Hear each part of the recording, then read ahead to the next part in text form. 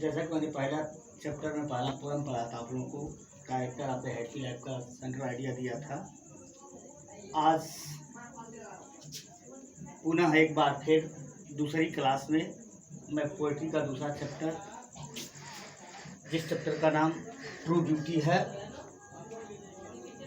जिसके poet Thomas Cairo हैं और उन्होंने इस कविता में लिखा है कि ट्रू ब्यूटी का मतलब होता है वास्तविक सौंदर्य क्या है, सच्चा सौंदर्य क्या है, जिसकी व्याख्या इन्होंने किया है। इसको मैं विधिवत बताऊं, इसका एक्सप्लेनेशन बताऊं, उसके पहले मैं आप लोगों को इसका सेंट्रल आइडिया बता रहा कि in this poem the poet praise the beauty of character, it is the true beauty. It consists in love and loyalty. It has nothing to do with physical charms. Physical beauty becomes less as time passes. Love made on basis of physical beauty is shortly. In other hands, love based on purity of character and sincerity is everlasting. So we say here the essential things for the true beauty are gentle thought, calm desire and firm mindedness. It is the central idea of this poem.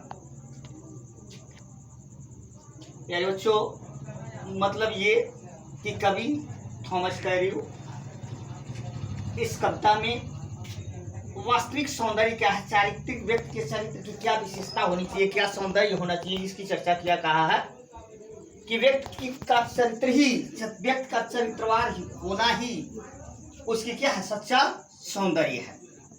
इसलिए कि जो सच्चा सौंदर्य, वास्तविक सौंदर्य है व्यक्ति का, उसमें प्रेम और मानवता जुड़ा होता है और उसको भौतिक सौंदर्य से कुछ संबंध नहीं होता, क्योंकि जो भौतिक सौंदर्य है, बाह्य सौंदर्य है, वह समाप्त हो जाता है जब समय व्यतीत होता है। इसलिए वह व्यक्ति जो उससे प्रेम करता है, जो सुंदर सुंदर क्या है, इसका मतलब कि जो बाह्य सौंदर्य है वह उस पर टिका हुआ है, जिसका जीवन क्या है, अल्पायु है। वह भौतिक सौंदर्य का जो समय है वह अल्पायु, कम समय का होता है। जो ही समय व्यतीत होगा वह समाप्त हो जाता है।